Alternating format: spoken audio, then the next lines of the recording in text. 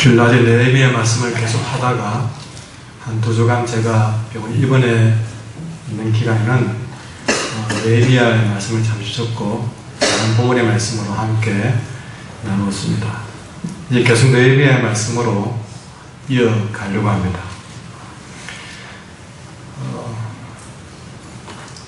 이제 느헤미야 말씀을 계속 들은 우리 한국교 교인들은 아마 그 이름을 너무나 잘 알 거예요.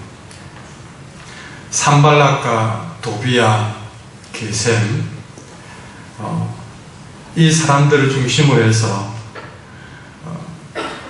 끊임없이 예루살렘 성벽 쌓는 일을 계속했던 사람들, 그런 대적들의 수많은 방해와 또 안팎으로 많은 시험을 당했음에도 불구하고 느헤미야와 이스라엘 백성들은 우리 지지난주에 말씀을 드렸잖아요. 하나님의 도우심으로 6장 15절에 보니까 드디어 무너진 예루살렘 성벽을 52일 만에 기적같이 끝내게 됩니다. 이 성벽 공사가 52일이라고 하는 기적같은 기간 안에 끝을 내게 되었다고 합니다. 그리고 그 수많은 대적들마저도 그렇게 열악한 상황 가운데에도 성벽 재건 공사를 기어코 끝내는 모습을 보고 난 다음에 이제 오히려 그들이 하나님을 두려워하고 느헤미야와 이스라엘 백성들을 두려워하고 그게 기가 꺾여서 와, 이거는 하나님이 하신 일이다 라고 스스로 고백하게 된 일이 있었다고 지지난주에 제가 말씀을 전했습니다.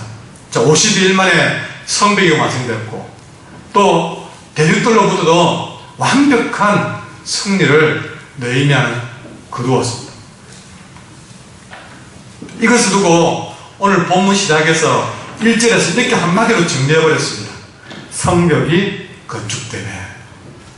그러니까 6장까지의 모든 사건을 7장 1절에서 한마디로 말해버린 겁니다. 이렇게 성벽이 건축되었다. 이 성벽 건축, 느헤미야는 지금까지 이 일을 위해서 목숨 걸고 기도했습니다. 금식하면서 몇 달을 기도했기 때문에 목숨을 걸고 기도했어요. 이 일을 위해서 자기가 가진 모든 것들을 느헤미야는 다 내려놓았습니다. 이 일을 위해서 느헤미야는 자기 목숨마저도 내걸었습니다. 드디어 그가 그렇게 바라는 일이 그의 눈앞에서 펼쳐졌습니다. 다시 말하지만 성벽이 다 건축된 것이죠. 자, 그러면 이제 느헤미야 일은 끝이 난 겁니까? 그걸 위해서 달려갔기 때문에 계속 성벽 재건, 대적들도 이거 못하게 해라 그래 왔으니까 이제 성벽이 재건되었다. 그러면 이제 느헤미야 일은 끝이 난 겁니까? 그런데 정작 느헤미야 자신은 이 일을 끝으로 생각지 않고 오히려 오늘 본문을 자세히 보면 이제 뭔가 느헤미야가 진짜 새로운 일을 하려고 합니다. 그러니까 성벽 재건으로 일을 끝났다고 생각지 않는 거죠. 아니, 느헤미야는 그 표정이 이제부터 시작이다 하는 모습을 보여주고 있습니다. 다시 말하면 지금까지 진짜 느헤미야가 하고 싶은 일을 이 성벽 공사를 끝내고 난 다음부터 시작하려고 하는 겁니다. 그 이야기가 오늘부터 시작되는 이 7장 이야기 속에 다 들어있습니다. 근데 7장을 보면 전부 사람들 이름밖에 없고 숫자밖에 없는데 여기에 무슨 느헤미야가 하고 싶은 일이 있었는가? 여러분, 저는 이 7장에서 오늘 그리고 다음 주 이틀에 걸쳐서 느헤미야가 성벽을 재건하고 난 다음에 그가 진짜 뭘 하고 싶었는지, 아니 이 느헤미야가 왜 지금까지 목숨을 걸고 이 무너진 성벽을 쌓으려고 했는지 그 이유를 이 7장에서 찾으려고 합니다. 자, 오늘 우리가 첫 번째 느헤미야가 이 무너진 성벽을 재건하고 난 다음에 그가 꼭 하고 싶은 일이 무엇인가? 자, 그 느헤미야가 하고 싶은 일을 알기 위해서는 성벽을 완공하고 난 다음에 그가 제일 먼저 뭘 했는지 보면 바로 답이 나옵니다. 자, 느헤미야가 성벽 문짝을 마지막 딱 달면서 그 다음에 제일 먼저 시도한 일은 1절 말씀 같이 읽을까요? 시작. 성벽이 건축됨에 문짝을 달고 문지기와 노래하는 자들과 레위 사람들을 세운 후에, 이 무너진 성벽 마지막 작업인 문짝을 달고 난 다음에 제일 먼저 한 일은 문지기와 노래하는 자들과 레위 사람을 세웠던 것입니다. 이게 뭘 말하는 것인가? 다시 말합니다. 성벽을 재건하고 난 다음에 제일 먼저 한 일은 사람 세우는 일을 했는데, 중요한 것은 그가 사람을 세워도 제일 먼저 어떤 사람을 세웠는가 하는 것이죠. 문재인 정부가 들어서고 모두가 관심 가진 일도 문재인 정부가 제일 먼저 어떤 사람을 장관 후보로 세우는가, 거기에 문재인 정부의 방향이 들어있던 것처럼 이 느헤미야가 성벽을 재건하고 난 다음에 사람을 세우는데 어떤 사람을 세웠는가, 거기서 느헤미야가 정말 하고 싶은 일을 우리는 들여다볼 수가 있는 것이죠. 느헤미야도 이제 예루살렘을 새로 다 정돈했다. 자, 그러면 우선 세워야 될 사람이 누가 있겠습니까?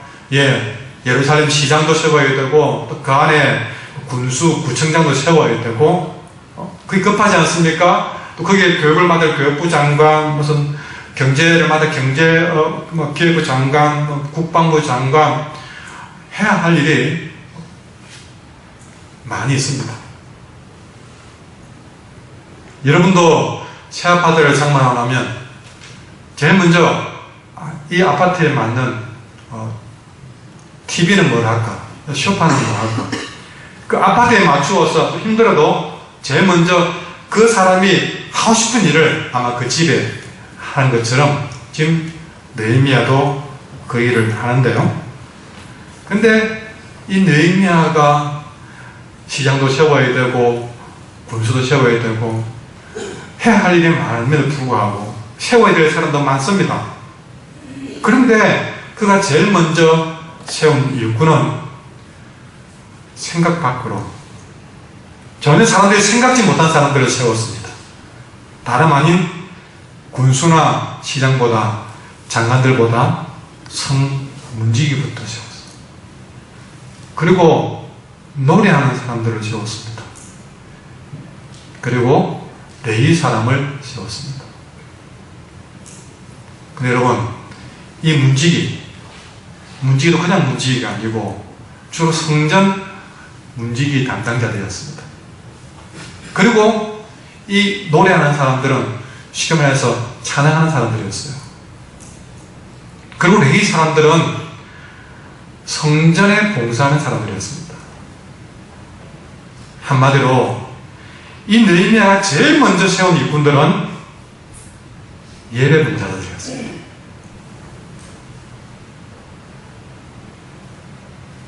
얼마나 할 일이 많습니까? 이 예루살렘 사람들에게 먹을 것, 입힐 것, 지킬 것 할 일이 산더미 같은데 그 모든 일들을 내버려 두고 예배 봉사자부터 세웠어요.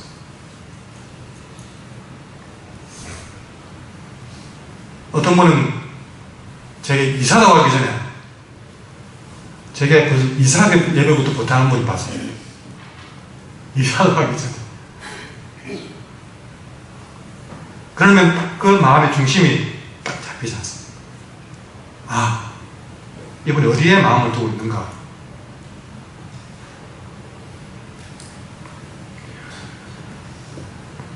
성벽을 세우고 해야 될 일이 얼마나 많습니까? 여러분도 한번 생각해 보십시오. 그럼에도 그는 제일 먼저 예배 봉사자부터 세우려고 마음먹고 있어요. 그제부터 했습니다. 우리가 이 당시에는 유일한 하나님의 백성들, 이 히브리인들, 유대인들, 여기서 배울 것이 있습니다. 여러분, 우리가 뭐 유대인들이 어떻다, 사실 저도 인간적으로 유대인들 편은 아닙니다. 그러나 그럼에도 우리가 유대인들, 진짜 성경적인 유대인들, 그냥 지금 유대인들이 아니라 성경적인 유대인들에게 우리가 배워야 될 점은 이겁니다. 오늘 느헤미야에게 본 것처럼 예배 중심의 삶이었어요. 자, 창세기부터 보십시오. 이들은 제일 먼저 어디를 가나 제단부터 쌓았습니다. 아주 그것이 몸을 빼버렸어요. 아브라함 보십시오. 아브라함의 행적을 뒤져보면요, 어디를 가든 제단부터 쌓았습니다. 아니, 그 위에 노아도 마찬가지예요. 그들이 방주에서 나오자마자 제일 먼저 한 것은 제단 쌓는 일이었어요. 그들이 땅을 밟아본 적이 없는데 정말 오랜만에 땅을 밟아봤을 때 뭘 하고 싶었을까요? 하고 싶은 일이 얼마나 많았겠습니까? 그는 다 물리치고 제단 쌓는 일부터 했어요. 그 위에 아브라함도 그랬고, 그걸 따라서 그의 아들 이삭도 그랬고, 야곱도 그랬고, 이스라엘 백성들이 다른 건 몰라도 항상 어디를 가나 그들이 수백 년간 애굽의 노예를 살면서도 그거 하나는 잊어버리지 않았어요. 그래서 430년 동안 노예를 살면서도 그들이 출애굽하고 나와서도 그들은 제일 먼저 제단 쌓는 거 하나만은 그들은 철저히 빼앗기지 않고 지켜왔던 것입니다. 아름다운 전통을 그렇게 지켜온 거예요. 자, 이 이스라엘이 멸망했습니다. 나라를 빼앗기고 70년 동안 바벨론 포로로 살았습니다. 포로로 살다가 70년이 지난 다음에 드디어 이 백성이 자기 땅으로 돌아왔습니다. 그것이 에스라서, 이 느헤미야서 앞에 나오는 에스라서인데요. 에스라서가 이 포로로 돌아온, 1차적으로 포로로 돌아온 사람들이 예루살렘에 돌아와가지고 그들이 제일 먼저 한 일은 뭔지 아십니까? 에스라 3장에 보면 자기들이 돌아왔으면 제일 먼저 자기 살집부터 지으면 안 되겠습니까? 그러나 그들은 70년 만에 포로로 돌아와서 자기 살집도 급한데 자기 살집은 내버려두고 성전부터 지었습니다. 이런 사람들이었어요. 느헤미야서에 와서도 오늘 본문에 보십시오. 이들은 2차 포로기한 자들입니다. 그런데 이들이 무너진 성벽을 재건하고 느헤미야와 함께 제일 먼저 한 일은 예배 봉사자부터 세운 일이었다. 느헤미야는 이스라엘이 이 아름다운 전통을 지켜내기를 원했던 것입니다. 지금까지 나라를 빼앗기고 성전을 빼앗긴 상황에서 100년 넘게 이 예루살렘 땅에서 온전한 예배가 없었는데 그들이 성벽을 재건하고 난 다음에 느헤미야는 왜 그렇게 성벽을 재건하고 싶었는가? 그들이 빼앗겼던 예배 전통을 그들의 땅 예루살렘에서 제일 먼저 하고 싶었던 일, 이걸 하기 위해서 그는 목숨 걸고 성벽을 재건했던 것입니다. 여러분은 왜 일주일 동안 땀 흘리는 일을 하십니까? 잘 먹고 잘 살려고, 좋은 집에 가려고. 느헤미야가 땀 흘리고 일을 했다면 그가 일주일 동안 땀 흘리며 그가 최선을 다한 삶의 목적은 주일날 온전한 예배를 드리기 위해서입니다. 주일날 온전한 예배를 드리기 위해서 일주일 동안 느헤미야는 주일날 일하지 않아도, 주일날 개심하지 않아도 마음껏 예배 드릴 수 있도록 일주일 내내 열심히 살았던 것입니다.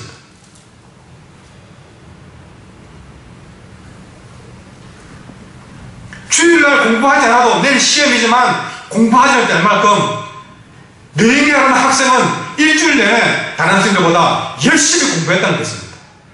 왜? 왜 열심히 했느냐? 나는 주일날 온전한 예배를 드리기 위해서 그렇게 했다.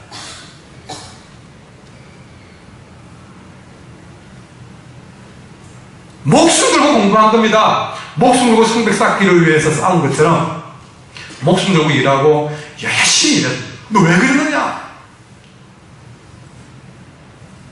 더 좋은 차, 좋은 집 사기 위해서가 아니라 마음껏 예배를 드리기 위해서 주일날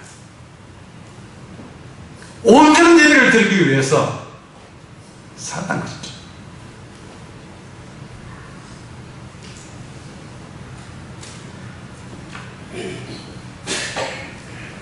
우리가 열심히 살면 주일 온전히 지킬 수 있는 길이 열립니다.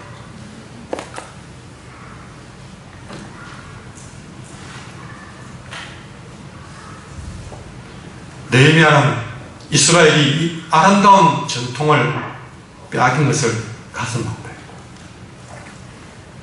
이것을 지켜내기 위해서 지금까지 열심히 산 겁니다. 늘 느헤미야 마음속에 우리는 예배 공동체다. 나는 예배자다는 사실을 잊지 않았습니다.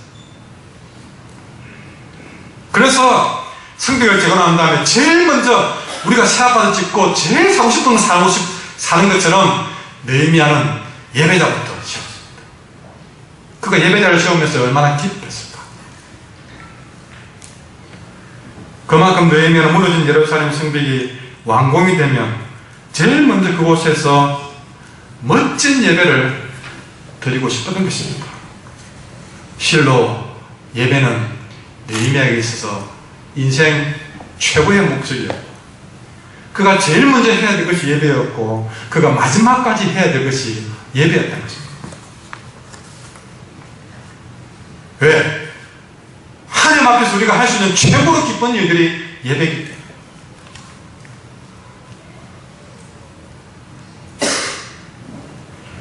아무리 많이 먹어도 질리지 않는 음식이 있듯이 하나님 편에서 받을 수 있는 진정한 예배는 하나님이 언제나 제일 기뻐하시고 맛있어 하는 가장 좋아하는 것입니다.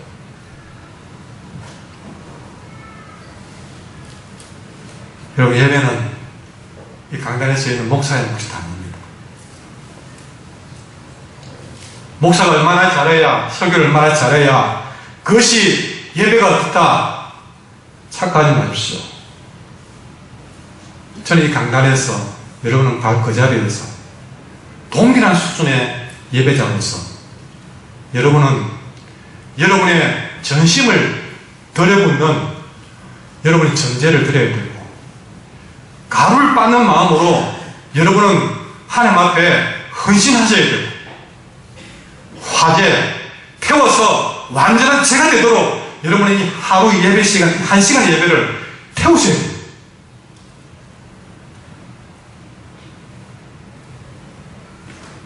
예배는 다음 약속을 위해서 잠시 지나가는 자리가 아니란 말입니다. 예배 자리에서 다음 시간이 걱정돼가지고 시계를 연신히 바라보면서 징금다리가 아닙니다. 내가 지금 시간이 얼마나 바쁜데 예배가 늦춰지는 것 때문에 길어지는 것 때문에 안타까워하는 것은 잘못된 일입니다.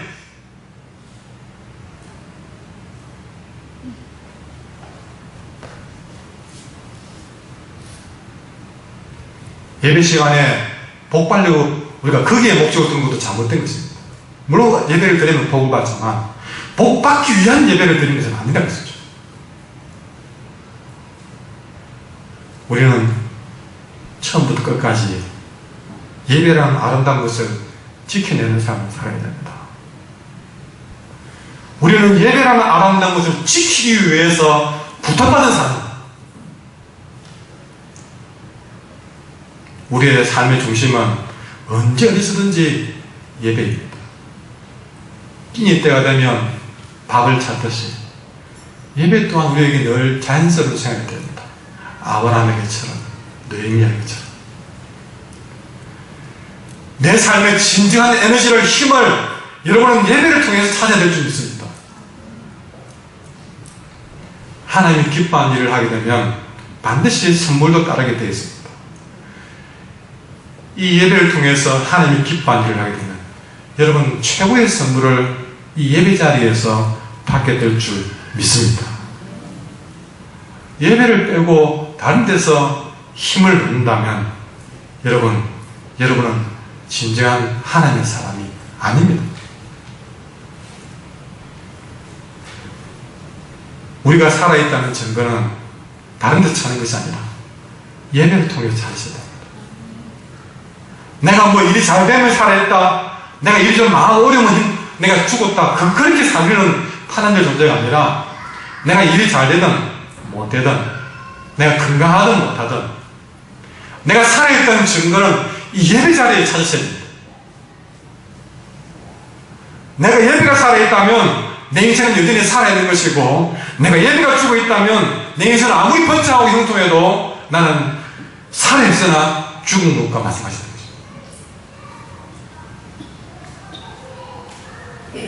다시 말해 우리는 예배라는 아름다운 것을 지키라고 부탁받은 인생이 되어야 될 줄 믿습니다.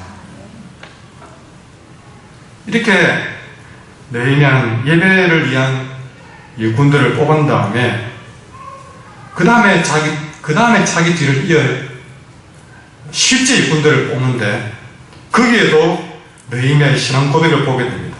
자, 2절에 보시면 이제 느헤미야 일을 나누어 살 실제 장관들, 일꾼들을 세우는데 그가 그의 동생 하나니고 또 한 사람은 요새의 지휘관 하나냐입니다. 이들에게 예루살렘을 다스리라고 맡겼습니다. 근데 여러분, 이 하나니와 하나냐를 세울 때에도 그냥 세우지 않았습니다. 그 사람들의 스펙 보고, 그 사람들의 학위 보고, 경력 보고 세우지 않았습니다. 느헤미야가 이들에게 예루살렘을 맡기면서 그들을 뽑게 된 기준이 있는데, 첫째, 그의 동생 하나니입니다. 동생이라고 세웠을까요? 절대 아닙니다. 어쩌면 동생이기 때문에 느헤미야 같은 그런 청렴결백한 총독은 오히려 자기 동생은 세우려고 하지 않았을 것입니다. 그럼에도 불구하고 어쩌면 하나니는 느헤미야의 동생이기 때문에 그 누구보다도 예루살렘의 일을 맡기에는 굉장히 부적격한 사람일 수 있습니다. 제일 먼저 뺄 수 있는 사람이었어요. 그런데 여러분, 그걸 알고도 이 느헤미야는 앞에서 봤지만 정말 자기의 받을 것도 받지 않으면서 헌신한 사람이었어요. 그런 사람이 하나니를 세울 때에 동생을 세웠습니다. 이 동생을 세울 때에 누구라도 어려운 조건을 갖춘 하나니가 이 예루살렘을 맡게 된 이유는 뭐냐면 그의 충성심이었습니다. 아무리 하나니를 배격하려고 해도 워낙 하나니가 예루살렘에 충성되었습니다. 여러분, 사실은요, 이 느헤미야가 이런 마음을 갖도록 가장 큰 역할을 한 사람이 느헤미야의 입장에 보면 이 동생 하나니였습니다. 어쩌면 느헤미야보다 더 충성된 사람이었어요. 왜? 느헤미야는 수상궁에서 술 맡은 반응한다고 예루살렘에 가고 싶어도 못 갔는데 그의 동생 하나니는 이 예루살렘이 무너진 소식을 듣고 가만히 있지는 못합니다. 스스로 사람들을 이끌고 예루살렘까지 갔다 온 사람이었어요. 그 먼 예루살렘까지 직접 가가지고 각종 위험을 무릅쓰고 그 3개월 이상 걸리는 먼 거리를 달려간 사람이었습니다. 이 민족에 대한 충성심은 하나님을 따라갈 사람이 그 당시에 없었다는 것입니다.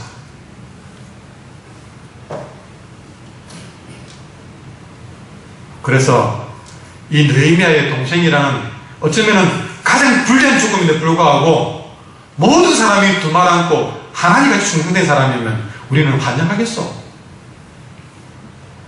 여러분, 얼마나 그가 충성되었으면 그랬을까? 두 번째, 요새의 지휘관 하나냐입니다. 하나냐에 대해서는 성경이 말합니다. 함께 예루살렘을 다스리겠는데 하나냐는 충성스러운 사람이요 하나님을 경외함이 무르중에 뛰어납니다. 여러분 무슨 경비를 철저해서는 그런 탁월한 경력이 있는 것이 아니라 느헤미야는 그가 하나님을 얼마나 경외했는지를 보았습니다. 하나냐는 모든 사람들 중에 하나님을 경외하는 부분에서는 최고였다는 것입니다. 이것이 하나냐가 예루살렘을 다스리는 데 뽑히는 자격이었습니다. 그의 학벌은 중요하지 않았습니다. 그의 실력도 사실은 중요하지 않았습니다. 그가 얼마나 하나님을 경외하는 사람이었는가를 중요시했습니다. 중요한 사실은 느헤미야가 새로운 예루살렘을 다스리는 사람으로 이 새로운 예루살렘의 아름다운 것을 지키기 위해서 다른 어느 것보다 그가 하나님께 얼마나 충성되었는가, 그가 하나님을 얼마나 경외하는지 그것부터 보았다는 것입니다. 이로써 하나님께 쓰임받은 사람이 어떤 기준을 가지고 쓰임받는지를 오늘 말씀은 우리에게 확실하게 말씀해 주었습니다. 여러분, 하나님 나라의 아름다운 것을 지키는 인자는 누구냐? 다른 사람이 아닙니다. 하나님께 충성된 자, 하나님을 경외하는 마음을 가진 사람이에요. 오늘 느헤미야가 사람을 세우는 기준이 우리에게 깨닫게 하는 바는 뭡니까? 우리가 하나님 나라의 인재가 되길 원한다면 다른 것 필요 없이 내 마음속에 하나님께 충성된 마음, 하나님을 경외하는 마음, 이것부터 들려야 됩니다. 아무리 그가 일을 탁월하게 잘해도 하나님을 두려워하는 마음 없으면 그 사람은 하나님 나라의 아름다운 걸 지킬 자격이 없다는 것입니다.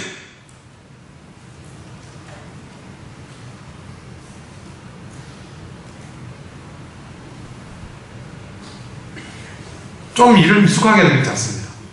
그러나 그에게 분명히 있을 것은 하나님께 충성되고 하나님을 두려워할 줄 알아야 됩니다.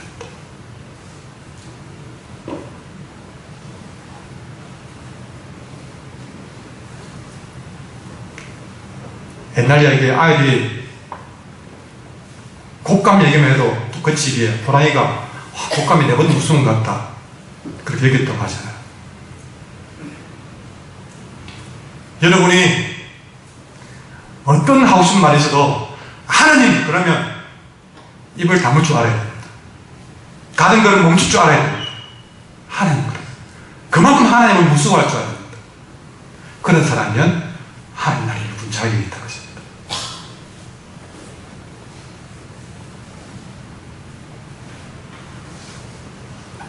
하나님께 충성되고 하나님을 경외하는 것이 바탕이 되어 있으면 그 위에 뭘 쌓아도 괜찮습니다. 그게 쌓는 것마다 차고 쌓는 것마다 다 은혜될 수 있습니다. 그러나 하나님께 충성되고 경외하는 마음이 없으면 뭘 쌓아도 그 사람은 무너지는 것이다. 하나님께 충성되지 못하고 하나님을 두려워하지 못한 자가 직분을 가지면 그 직분은 그 인생을 불행하게 만든 것입니다. 그러나 하나님께 충성되고 하나님을 경외하는 마음이 있으면 그는 주님의 어떤 일을 맡겨도 그 일이 복이 될 것입니다. 오늘 하나님이 주신 아름다운 것을 지키기 위해서 부탁한 사람들이 누군가를 보셔야 됩니다. 하나님 나라의 아름다운 걸 지키기 위해서 부탁한 사람들은 다른 사람이 아니라 하나님 앞에서 진지한 예배자들이었습니다.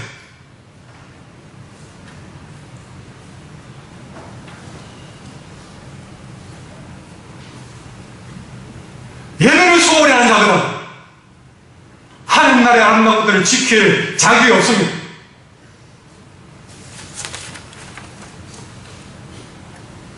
하나님 주신 아름다운 것을 지키기 위해서 부탁한 사람들은 누굽니까? 하나님께 충성된 사람들이었습니다. 충성됐다고 그러니까 뭐 대단한 것입니까? 어떤 일을 맡기든 끝까지 그 일을 사명을 다해야 한다는 것입니다. 하나 좀 힘들면, 하나 좀 마음에 안 들면 하나님께 맡긴 일들을 예사로 내팽개치 소홀히 충성되게 할 수가 없는 거예요. 그리고 무엇보다 하나님을 진심으로 두려워하는 사람들이었습니다. 여러분은 이걸 기억하셔야 됩니다. 우리는 하나님 나라의 인재가 되어야 될 줄 믿습니다. 그러려면 예배를 최고로 하는 하나님 나라의 인재가 되셔야 됩니다. 하나님을 사랑함과 동시에 두려워하는 하나님 나라의 인재가 되셔야 됩니다. 그런 자들이 하나님 나라의 아름다운 것들을 지켜낼 수가 있습니다.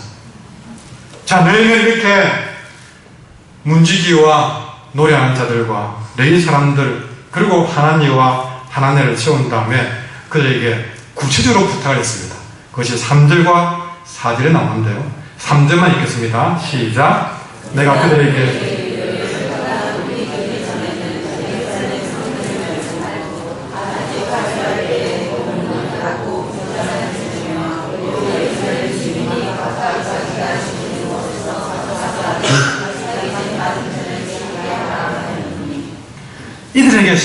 이들을 세워놓고 그러니까 예배자들, 충성된 사람들, 하나님을 두려워하는 자들을 세워놓고 그들에게 뭘 부탁했느냐?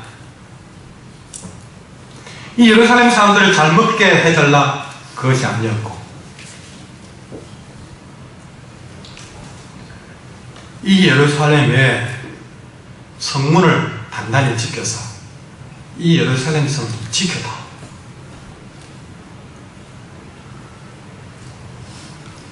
그러면서 이 성문을 열어야 될 때, 이 성문을 닫아야 될 때 이걸 부탁했어요. 자, 언제 성문을 열었냐? 자세히 보십시오.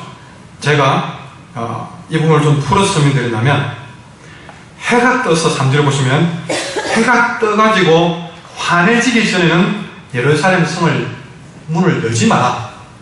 해가 완전히 떠서 환해지기 전까지는 성문 열지 마라. 해가 아직 높이 있을 때에 그때 성문을 닫을 때도 해가 아직 좀 높이 떠 있을 때에 성문을 닫고 빗장을 찌르라. 그리고 예루살렘 성 사람들로 경비를 세워라. 자, 그냥 가만히 보면 아주 밝고 떠 있을 때에 문을 열고 해가 밝을 때에 문을 닫는 것이죠. 어두울 때 열지 말고 어두울 때 닫지 말라는 것입니다.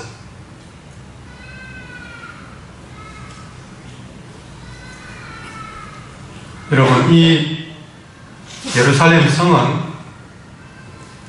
높이가 한 해발 600m 높이 있어가지고 고지대에 있는 성입니다. 그래서 이 예루살렘 성은 가만히 두어도 딴 나라가 침공하기 좀 어려운 위치에 있는 아주 위치가 좋은 성입니다. 그래서 다윗도 처음에 이 성을 정복할 때에 굉장히 어려움을 겪었습니다. 아수르 제국 같은 큰 나라의 사내력도 18만 대군을 이끌고 가서도 결국에는 정복하지 못한 곳이 예루살렘 성이었어요.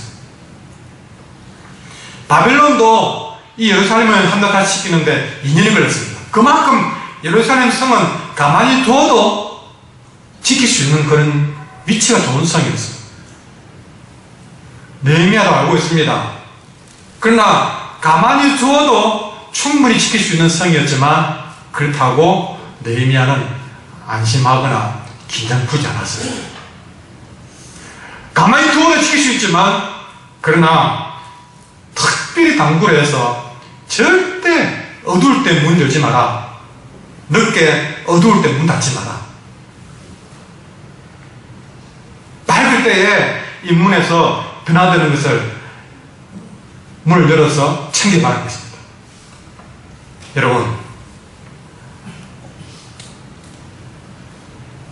마귀는 도둑이라고 했습니다. 이 마귀가 온 것은 요한복음 10장에 보면 도둑질하고 죽이고 멸망시키기 위해서라고 했습니다. 이 도적이 여러분 언제 오느냐? 어두울 때 다 나옵니다. 예루살렘성의 아름다운 것을 지켜야 되는데 어두울 때 문을 열어두었다가 도저히 더러운 것을 막지 못해요. 여러분, 위기를 만나는 것을 미리부터 막으라는 것이죠. 아까 말했지만 느헤미야서는 이제 안전해진 것 같습니다. 그래도 느헤미야는 안심하지 않았습니다. 마귀는 도적으로서 언제 틈탈지 모릅니다. 여러분, 제가 지난번에 6장에서 드디어 성벽을 완공했고 대적들은 항복했다고 했잖아요. 그런데 여러분, 그 성벽이 완공되고 모두가 항복했는데 6장 여러분 17절 이하에 보시면 여전히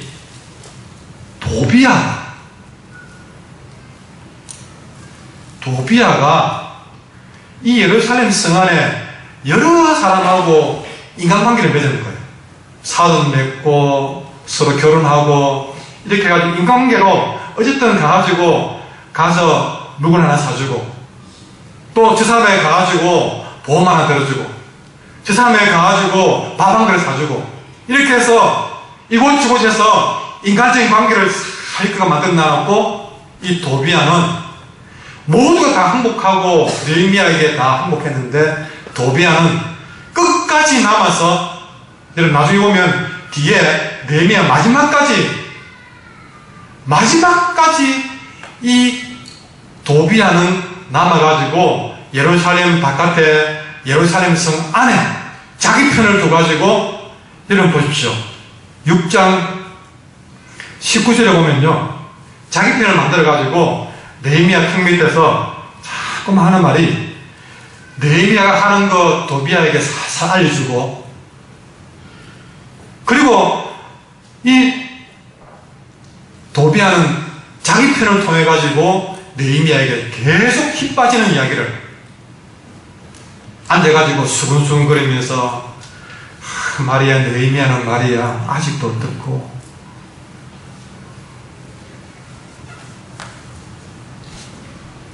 다 엎으신 줄 알았지만 여전히 이 마귀는 도적으로서 예루살렘 성 안에 아름다운 것을 무너뜨리는 암적인 존재가 되어가지고 여전히 이 도비아는 느헤미야 끝날 때까지 남아서 이 예루살렘 성을 위협하는 존재가 남아있는 것입니다. 겉으로는 도비아가 좋은 사람처럼 그래서 6장에 17절에 보면요 사람들이 자꾸 도비아는 좋은 사람 그럽니다. 왜? 참 밥 사주고 자기들 앞에서는 내 교회를 얼마나 사랑하는지 한길교회 얼마나 사랑하는지 늘 그런 얘기 하니까 참 좋은 사람처럼 보이거든요. 그러다가 슬쩍 느헤미야의 험담을 이야기하고 그 교회 어른집을 이야기하면서 말이야 이런 건 안 하고 있고 이것 때문에 어떻고 그렇게 해서 이야기가 느헤미야에게 들어가게 만들어서 아름다운 것을 무너뜨리려고 여전히 남아있어요. 그러니 느헤미야가 7장에 들어서서도 철저하게 하나님을 경외하는 사람을 세워서 어떻게 합니까? 문단속 철저해라. 바깥의 도적, 안의 도적이 함부로 우리 아름다운 것을 무너뜨리지 못하도록 이 아름다운 예루살렘을 지켜내어다오 부탁하고 있습니다. 무엇보다 느헤미야가 해 뜨기 전에 밝을 때 문을 열고 해지기 전에 문 닫으라고 부탁할 때에 모든 사람들은 그 느헤미야 한마디에 착착 협력했습니다. 거기서 아주 빨리 좀 문 닫으면 안 되나? 좀 늦게 문 열면 안 되나? 따지 물을 수 있지만 전혀 그렇지 않고 느헤미야가 동쪽으로 가자. 동쪽으로, 서쪽으로. 왜? 그가 하나님을 기원하는 마음을 알기 때문에 그렇게 서로가 착착 맞추어 나가니 그렇게 아름다운 것을 지켜낼 수가 있었던 것입니다. 느헤미야 한마디는 겁니다. 문단속을 철저히 해라. 마귀가 함부로 틈타지 못하도록 철저하게 문단속해라. 여러분, 제일 먼저 여러분이 영적인 문을 단속하셔야 됩니다. 우리는 끊임없이 영적으로 우리의 영혼을 넘어뜨리려고 하는 도전에 직면하게 되십니다. 영적 긴장을 늦추면 안 됩니다. 영적으로 항상 각성해서 계적이 내 마음에 틈타지 못하도록 내 영적인 마음의 문을 단단히 여러분 단속하셔야 됩니다. 아무 얘기를 듣고 내 마음에 들지 않도록 여러분의 마음의 단속, 귀의 단속, 입술의 단속을 하셔야 되십니다. 오늘도 대적마귀는 산길자를 찾아서 우면사다와 같이 두루 다니고 있습니다. 베드로전서 5장 8절입니다. 우리가 문단속을 하지 않으면 내가 언제 넘을지 모릅니다. 예루살렘 성이 위치가 좋다고 이제 뭐 성벽 다 지었으니까 하고 문단속 안 하면 또 예루살렘 성이 언제 무너질지 모르기 때문에 느헤미야는 철저하게 문단속해야 했습니다. 특히 자세히 보십시오. 3절에 보시면 예루살렘 주민이 각각 자기가 지키는 곳에서 파수하되 먼저 자기 영혼부터 관리하셔야 됩니다. 그리고 자기 집 맞은편을 지키라. 우리가 긴장을 풀면 우리는 언제 우리의 모든 영적인 기쁨들을 빼앗길지 모릅니다. 우리 교회에도 아름다운 것을 지킬, 아름다운 것을 부탁할 만한 문지기가 필요합니다. 여러분, 정말 이 강단에서 부탁합니다. 우리 한길교회도 우리 한길교회 아름다운 것을 부탁하고 싶을 만한 그런 문지기가 필요합니다. 우리 한길교회에 문지기가 될 사람 없습니까? 우리 한길교회를 찾아오는 불량한 사람, 불량한 거지 쫓아내라고 하는 문지기가 아닙니다. 우리 한길교회 문지기는 어떤 사람인가? 우리의 원수마귀, 이단, 인본주의, 이런 것을 막아낼 수 있는 영적인 문지기가 필요합니다. 지금까지 한길교회가 지켜왔던 아름다운 것을 빼앗기지 않고 지켜낼 만한 영적인 문지기가 우리에게 필요한 것입니다. 교회를 지키기 위해서 하나님 기도합니까? 그 사람이 우리 문지기인 줄 믿습니다. 새끼마다 엎드려서 기도하는 성도들이 우리 영적인 문지기입니다. 하나님의 말씀을 배우는 일에 힘쓰고 그 말씀을 전파하는 일에 힘쓰는 자들이 우리의 영적인 문지기들입니다. 산업방법을 하면서 정말 그 주간에 주신 말씀을 서로 나누면서 세상적인 이야기가 아니라 그런 얘기를 서로 나누면서 서로 영을 세워가는 자들이 영적인 문지기들입니다.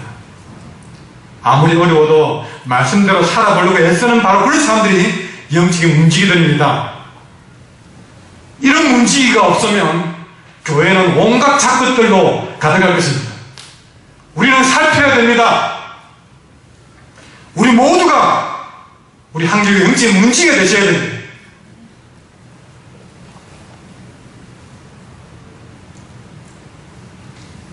여러분이 악한 것이 드나드는 열린 문이 되어서는 안 됩니다. 여러분 때문에 우리 교회에 뭐 아름다운 것들이 무너지면 안 된다는 것이죠. 여러분 때문에 우리의 영적인 아름다운 것들이 지켜져야 됩니다. 그걸 부탁할 만한 사람들이 많아져야 됩니다.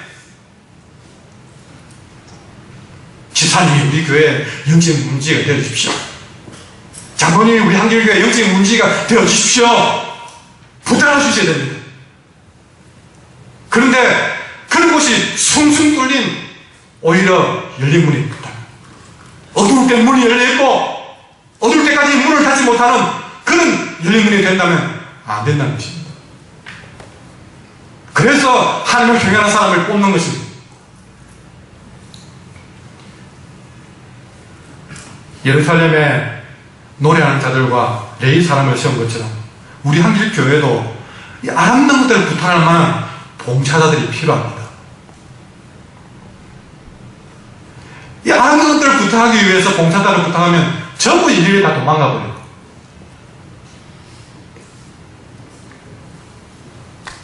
느헤미야는 예루살렘의 아름다움을 지키기 위한 봉사자로 찬양사역자와 예배를 돕는 자들을 세웠습니다.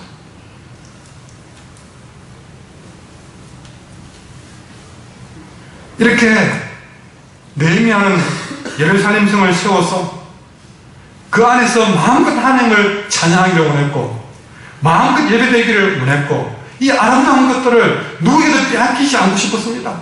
영원히 지켜내고 싶었습니다. 여러분, 우리 한길교회 안에서 우리가 끝까지 지켜내야 될 아름다운 것이 무엇입니까? 늘 살아있는 예배를 지켜내야 됩니다. 그리고 여러분은 일찍 나오셔야 되고 예배를 위해서 준비하셔야 되고 토요일날 여러분들은 예배를 위해서 기도하시고, 다시 말하지만 이 예배를 위해서 강단하시는 목사만 준비하는 것이 아니라 여러분은 일주일 내내 느헤미야처럼 열심히 살아서, 왜? 주일날 예배를 잘 드리기 위해서. 그리고 무엇보다 토요일은 다른 시간을 뺏기지 않고 정말 여러분들이 온전한 예배자가 되기 위해서 예배를 사모하는 마음으로, 그렇게 여러분은 이 문에 들어올 때부터 이미 예배를 가득히 사모하는 마음으로 들어오셔야 됩니다. 늘 그렇잖아요. 눈에 보이는 것으로 충분히 판단된다고. 예배를 사모한다면 여러분은 앞자리로 모이셔야 됩니다.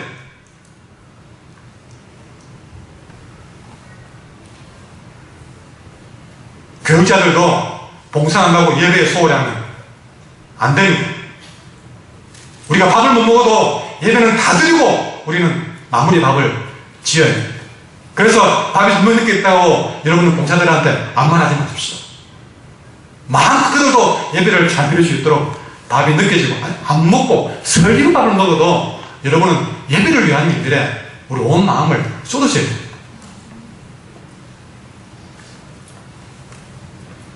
늘 우리는 이 예배를 우리 모두가 지켜내셔야 됩니다.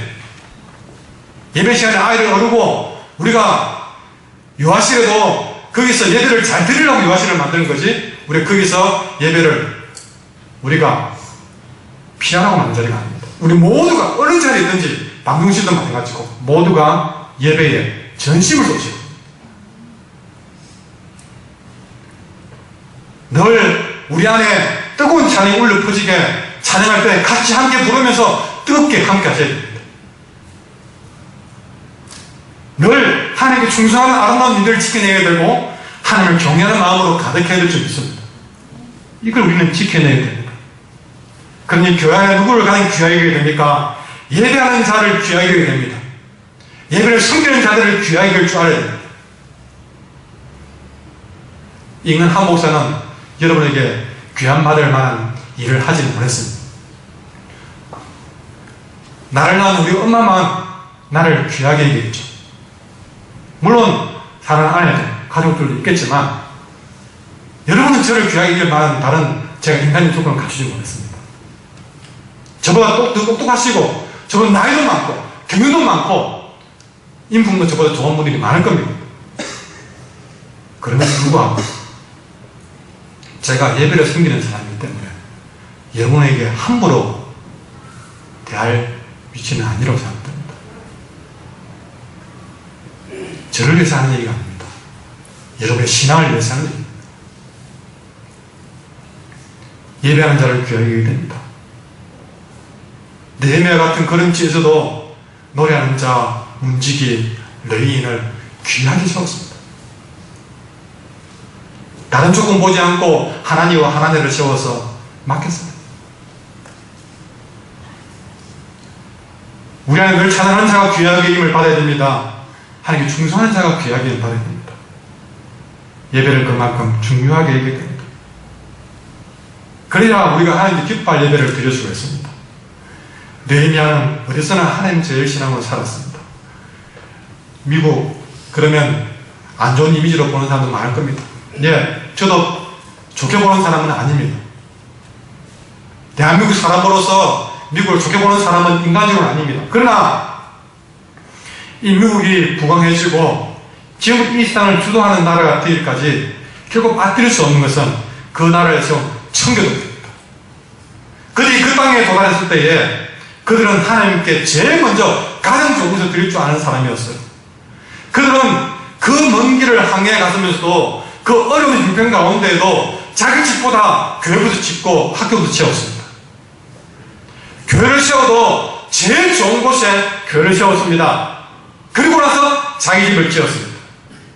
자기들이 그 차는 집보다 하나님께 예배하는 곳을 더 아름답게 입고 더 좋아했다는 것을 알 수 있습니다. 이 미국의 초대 미국 청교도들은요, 첫 아들을 낳으면 목회자를 받을 것을 서운했습니다. 제일 똑똑한 사람을 신학교를 신학교를 보냈습니다. 그래서 미국의 명문대학은 다 신학교였습니다.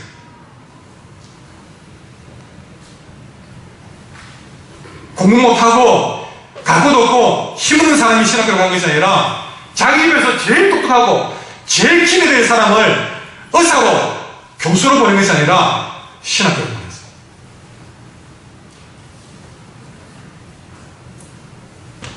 그런 중심이 있었기 때문에 지금 미국이라는 나라가 설 수 있었던 것입니다. 사무엘상 2장 30절에 나를 존중히 이기는 자를 내가 존중히 이기고 나를 멸시하는 자를 내가 경멸히 이기고. 여러분도 여러분의 가정에서 제일 똑똑히 키워서 제일 바르게 키워서 제일 건강하게 키워서 그 아이를 하나님께 드릴 수 있는 그런 용기를 가져야 됩니다. 열심히 공부시켜서 내 인생을 편하게 만든 사람을 키우는 것이 아니라 열심히 공부시키고 투자해서 그 애를 하나님의 쓰임 받도록 키워야 됩니다.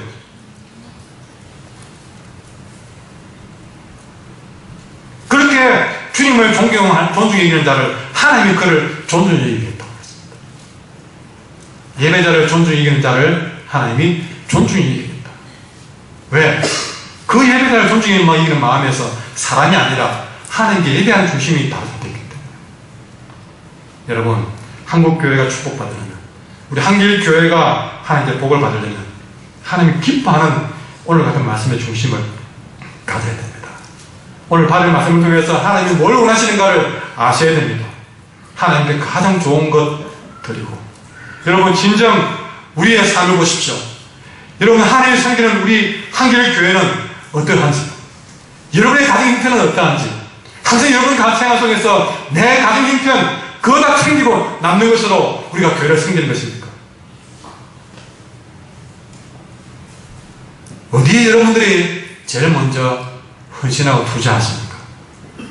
막달라 마리아가 옥합을 깨뜨린 것 같이 주를 섬기는 일에는 아낌없이 내 가진 것을 깨뜨릴 수 있는 사람, 그런 자들이 이 한길교회 아름다운 것을 지켜낼 줄 믿습니다. 우리 교회도 사람을 세우되 이런 사람을 세워야 될 줄 믿습니다. 내가 안다고, 내하고 친하다고, 오늘 주신 말씀처럼 진지한 예배자가 누군지를, 하나님을 두려워하는 사람이 누군지를, 하나님 일을 맡아 충성한 사람이 누군지를 살펴서 그런 사람을 세워야 할 것입니다. 우리는 하나님의 아름다운 지키는 일에 쓰임받기를 원하는데 쓰임받는 게 잡는 일이 아닙니다. 그러나 하나님께 쓰임받기 위해서, 아름다운 지키기 위해서 내가 오늘 뭘 해야 되는지를 분명히 아셔야 된다. 하나님 요구하시는 것은 진지한 예배자여야 되고 하나님께 충성되고 하나님을 경외하는 자가 되어야 될 줄 믿습니다. 이런 일꾼을 가진 교회가 복될 줄 믿습니다. 여러분, 하나님의 교회는 세상 그 어떤 이보다 귀한 줄 믿습니다. 그 어떤 이보다 거룩하고 아름다운 줄 믿습니다. 이 아름다움을 지키기 위해서 하나님은 사람을 세워서 그들에게 부탁합니다.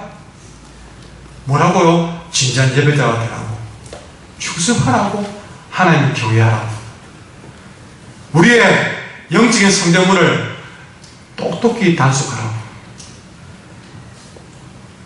이런 한 사람이 우리 한길교회를 구원할 줄 믿습니다.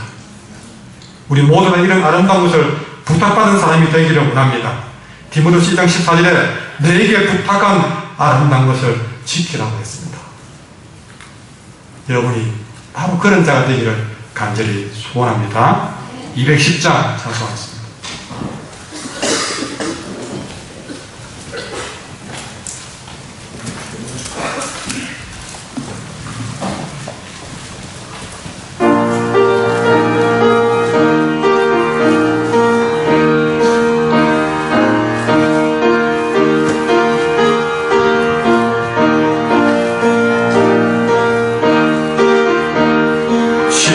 시온성과 같은 교회 그의 영광 나눠 허락하신 말씀대로 주가 친히 세웠다. 반석 위에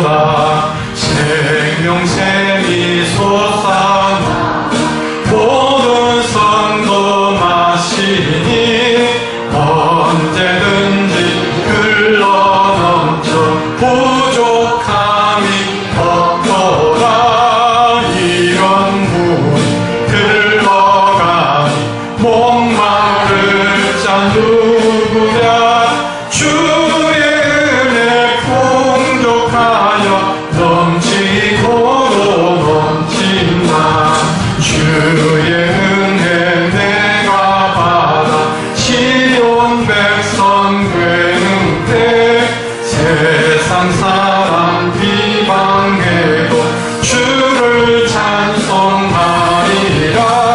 세상 보는 아침 안개 같으나 주의 자녀 받을 복은 영원 무궁하. 한번 더. 주의 은혜 내가 받아 시온 백성 되는 때 세상 사람 비방해도 주를 찬송하리라. 세상 것들 모든 영광 아침 안개 같으나 주의 자녀 받을 복은 영원 무궁하도다.